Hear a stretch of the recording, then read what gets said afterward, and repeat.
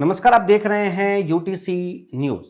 आज बात करेंगे बिहार चुनाव की, मतदान की, एग्जिट पोल की और परिणाम से पहले की उत्सुकता की। बिहार विधानसभा चुनाव जो 2 चरणों में हुआ है।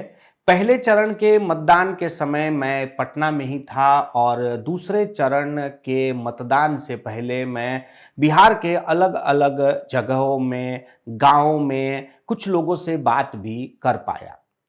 कल जिस तरह से मतदान के बाद एग्जिट पोल आए और जिस तरह से एग्जिट पोल करने वाली जो कंपनियां हैं, जो संस्थाएं हैं, उनके नाम भी कुछ अजीब गरीब थे। जो एग्जिट पोल 2020 में, 2022 में, 2024 में, पिछले हरियाणा विधानसभा चुनाव में जिन नामों का जिक्र हो रहा था, उनसे हटके कुछ कंपनी, कुछ संस्थाओं ने इस बार सर्वे किया है। यानी पिछली बार जिन लोगों ने सर्वे किया था वो कुछ नाम सुनाई नहीं दिए।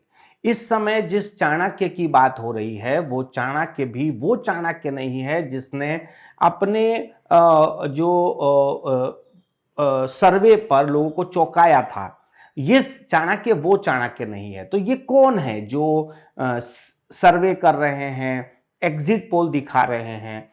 हम बिहार विधानसभा चुनाव के यदि मतदान की बात करें तो सारे रिकॉर्ड तोड़ दिए हैं और काफी बढ़कर लोगों ने मतदान किया है और इस बार महिलाओं ने भी काफी बड़ी संख्या में मतदान किया है। एग्जिट पोल पर जब हम बात कर रहे हैं तो एग्जिट पोल की एक बात तो साफ है कि जिस तरह से सभी एग्जिट पोल एक तरफा बता रहे हैं, बिहार की जमीनी स्थिति कुछ और है। ये बात हम कह सकते हैं। ये इसलिए कह सकते हैं कि हम कुछ जगहों पर घूमे हैं, कुछ लोगों से बातचीत की है, क्या मुद्दे हैं, क्या सोचकर लोग मतदान कर रहे हैं, हमने भी कुछ लोगों से बात की है। मैं हरियाणा विधानसभा चुनाव में भी गया था। हरियाणा विधानसभा चुनाव के दौरान हर कोई ये कह रहा था कि वहां पर कांग्रेस की सरकार बन सकती है।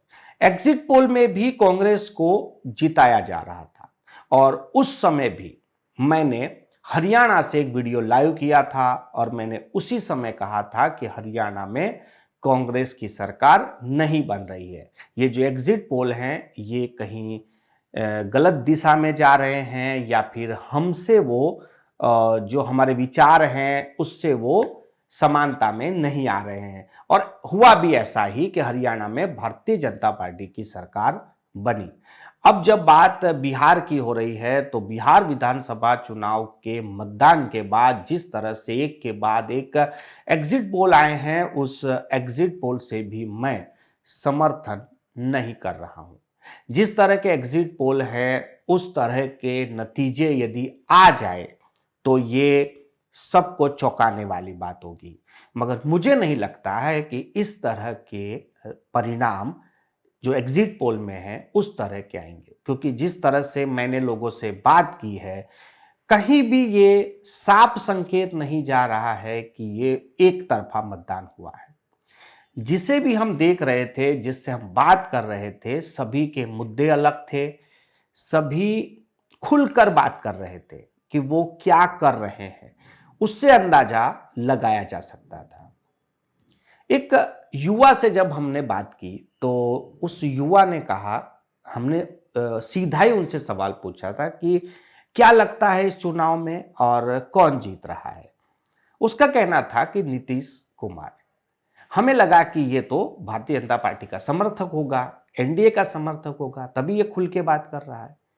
हमारा दूसरा सवाल था कि आपने किसको मतदान किया। चौंकाने वाला जवाब था। उसका कहना था कि मैं तो जन सुराज को पसंद करता हूं, मुझे जन सुराज की विचारधारा अच्छी लगती है, मगर मेरे परिवार के जो लोग हैं वो एनडीए को पसंद करते हैं। मैंने ये भी पूछा कि परिवार में कितने लोग हैं, उन्होंने कहा 4। किसने किसको वोट किया, उसका कहना था कि परिवार के लोग शायद एनडीए के पक्ष में मतदान करके आए हैं और मैं जन सुराज। मैंने ये भी पूछा कि क्या पहले से ही भारतीय जनता पार्टी या एनडीए को पसंद नहीं करते हैं? तो उसने कहा नहीं, हमें जंगल राज तो वैसे ही पसंद नहीं था, हमारे सामने विकल्प था एनडीए, हमने एनडीए को पसंद किया था, मगर अब मुझे ऐसा लगता है कि जन स्वराज भी एक विकल्प हो सकता है। अब ये जिस तरह से बातें हो रही थी, इससे मैं जो समझ पा रहा था, मैं इतना ही समझ पा रहा था कि इस परिवार का एक वोट जो पहले एनडीए का था, अब वो जन स्वराज का हो गया है। इसका कतई ये भी मतलब नहीं है कि जन स्वराज को जीत मिल जाएगी या वो सीटें जीत लेगा, लेकिन मेरे अनुमान के मुताबिक बिहार में जन स्वराज भारतीय जनता पार्टी एनडीए के वोट काट रहा है। और जिस तरह का एग्जिट पोल में बताया जा रहा है एनडीए को बढ़त, वैसी बढ़त मुझे नहीं लग रही है। मेरे एग्जिट पोल के हिसाब से एनडीए को नुकसान हो रहा है। एनडीए इस बार 100 सीटों के आसपास ही रह सकती है, मगर आरजेडी और कांग्रेस को इस चुनाव में फायदा हो सकता है। और इसका ये भी मतलब नहीं है कि कांग्रेस और आरजेडी से लोग काफ़ी खुश हैं, पर मैंने फिर से कहा कि जिस तरह से जन स्वराज ने एनडीए के वोट को काटा है, खास करके जो युवा जो सोशल मीडिया पर काफ़ी एक्टिव हैं, जिन्हें रोजगारी, जिन्हें शिक्षा का मुद्दा स्पर्श करता है, कुछ ऐसे भी लोग होते हैं जो हमेशा विकल्प की तलाश में होते हैं और उन्हें एक अच्छा विकल्प चाहिए। तो मुझे ऐसा लग रहा है कि जो बिहार का युवा है और जिन्हें नौकरी, जिन्हें शिक्षा, जिन्हें रोजगार का मुद्दा था, वो जन स्वराज की तरफ शिफ्ट हुआ है। और यही वजह है कि जो लोग जंगल राज से प्रभावित थे या जंगल राज से परेशान थे, उनके सामने एनडीए एक विकल्प था, मगर अब एनडीए के सामने भी एक विकल्प लोगों को मिला है। ये मेरा अनुमान है। रिजल्ट क्या आएंगे, क्या नहीं आएंगे, अब वो किसी के हाथ में नहीं है। 14 तारीख को जो भी कुछ होगा वो सबके सामने होगा। ये तो हम किस नज़र से देखते हैं, हम वहाँ क्या देखते हैं, उसी से हम अंदाज़ा लगाते हैं। मगर मेरा जो अंदाज़ा है